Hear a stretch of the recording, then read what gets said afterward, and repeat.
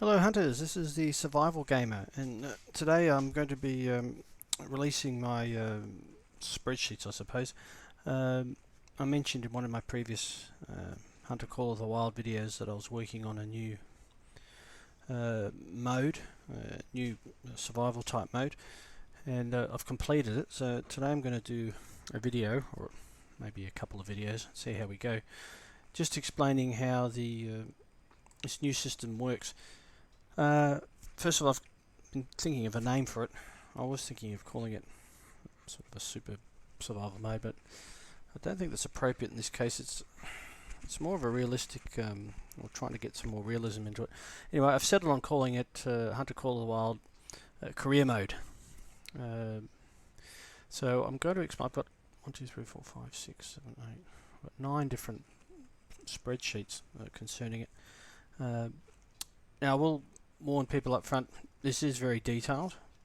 There's a lot to it, and obviously associated with that, I acknowledge that there'll be people who will look at this and say it's too complex and it's not for them, and that's fine. The purpose of this is just to give people out there who play Hunter Call of the Wild just some options, just different ways that you might like to play the game, and you may find in all these videos that do explain about this career mode system, you might find some aspects that you like and want to use. So by all means, you don't have to use all of it. I expect most people won't.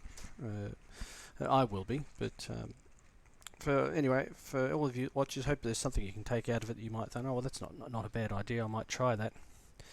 So I'll get started.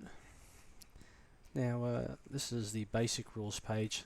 Now I'm going to be doing this test run or live run in Hirschfelden. Now, basic requirements per day. Your character needs to consume 2,500 calories of food. Needs to have 3 litres or 3 kilos, and they have to sleep 8 hours a day.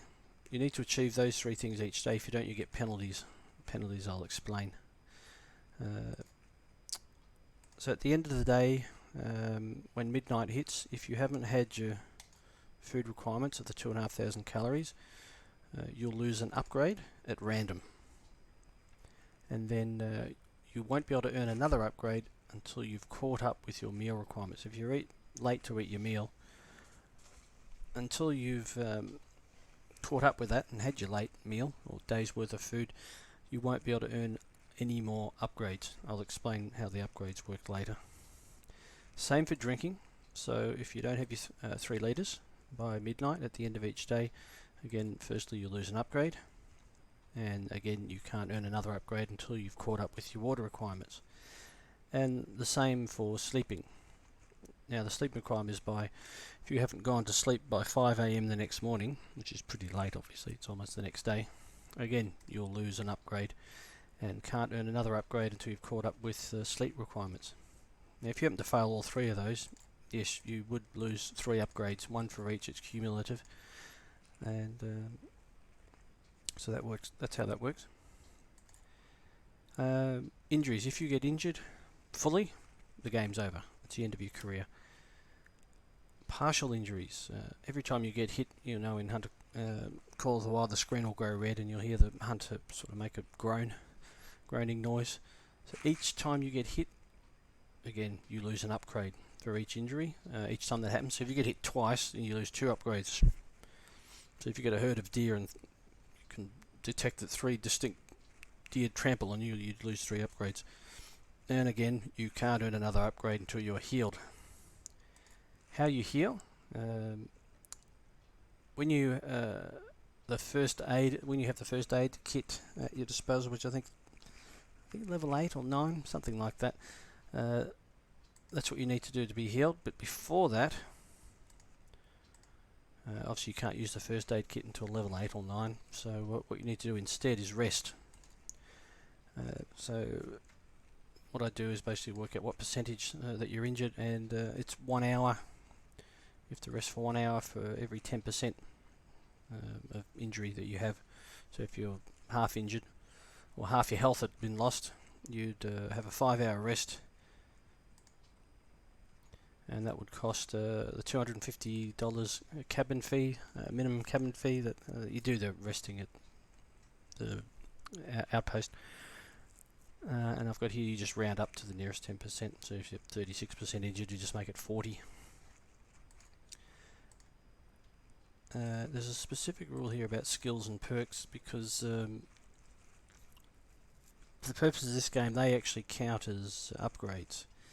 Now as you know the way they work, if you want to delete them it costs money. So I've got a condition with the skills and perks. If you happen to lose a skill or a perk and you don't have the money to reset them all, then we just make the upgrade that you lose something else. But if you can lose a skill or a perk, what you do, you wipe them all and then you've got to reinstate them apart from the one that was lost. Now your cooking that you do for your food, you can only do it at outposts. I've made it to cook your food for the day that you're in. It takes 2 hours. The sleeping at the outpost, again you do that at the that you do at the outpost. Again that costs money. I'll explain that later. Now this is part of the detailed part. I might not go too much into this, but what I do when, in fact, let's check this out. I'll start with harvesting first, and go back to cooking. Now, when you hunt an animal that's edible, and as I do in this one, the same that I do in the standard survival mode, any members of the cat family or dog family, so felines, canines, you don't eat those, but everything else you can. To be able to eat it, you must have 100% trophy integrity. And in the game, that if you look when you down an animal, there's those 4 tick boxes you've got to pass. As long as you tick all 4 of them, you can use it for food. What I do is, whatever the weight of the animal is, you can take 25% of it back to your outpost as meat that can be taken to an outpost to cook. Now I do have a reference here to quick kill. It gets further reduced by quick kill, so let's say there's a 50 kilo deer, or 50 kilo, well whatever, 50 kilo animal. Actually I'll do an easier example, maybe a 40 kilo animal, so 25% would be 10 kilos, and if the quick kill is 50% then it'd be 5 kilos. Just a very simple calc. Now with your meat, you've got 2 hours. Once you've made your kill, you have to get back to your outpost and cook it. If it's longer than 2 hours, then it spoils and you can't use it. So when you want to get your meat for the day, you've got to quickly get back to an outpost. Now, when I mean 2 hours, I'm talking 2 hours in-game time there. Now, what's next? Yes, this rule I have in my other standard survival mode. You can't shoot animals when you're in a pressure zone. But there is an upgrade which I'll explain later that enables you to do that, but to begin with you can't. Earning skills. Now I've changed this from my standard survival mode. Each time you harvest an animal, it's a personal best score. Now for those who've watched my videos will be familiar with my personal best scores because I talk about that a lot. Personal best score or a personal best trophy lodge score. You earn a skill and you choose it. I'm being more flexible here with when you're getting upgrades to take out the random element. I'm keeping the random element for penalties, but not for upgrades. So when you gain a new skill or upgrade, you choose it. Other rules. No shooting stuck animals. Now when I mean stuck, you'll see in the game sometimes there's a few bugs in the game that cause animals sometimes to get stuck in a tree or stuck on rocks, and they're running and running and they can't get away. The default is you can't shoot those, but one of the things you can do that I've made in the game, if you want to buy a trap, what that'll simulate is that it's been caught in the trap and then you can down it. But I'll explain that in more depth later. Shooting animals, it's got to be the correct class. So if you've got bullets that shoot, like I know the hunter, the first weapon, the ranger, shoots that soft point bullet starts with class 2 to 6, so you can only shoot animals class 2 to 6. If it's outside that, you can't claim the animal for food or for anything. I have the concept of hunting tags. You'll have to require hunting tags, but they can only be bought at outposts. I'll explain later how the hunting tags work. I'm also introducing the concept of seasons, hunting animals in certain seasons, and hunting animals, well, not being able to hunt animals out of season. Now, in the game, which I'll explain later, there is an off-season where you can only hunt, I believe it's foxes, which aren't edible. During that period, making it that you are able to hunt just one edible animal per day, so you buy a tag for it and you decide which animal it's going to be, and then you hunt it and get it. Otherwise I'd have food issues. I was trying to think of other ways to deal with that, but I figured that was the best way to deal with it. So you get effectively just one tag, and you have to make sure you down that animal. If you don't down it, or down it incorrectly and you can't claim it for food, then obviously you're probably going to get some penalties for not eating enough food.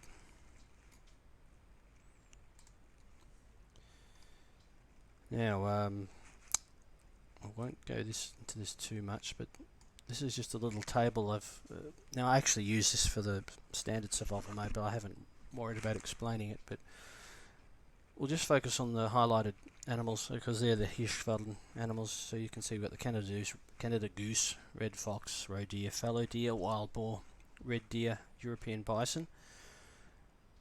What I've effectively done is done a conversion table working out what weight I need for each animal to be able to claim that 2,500 calories requirement per day.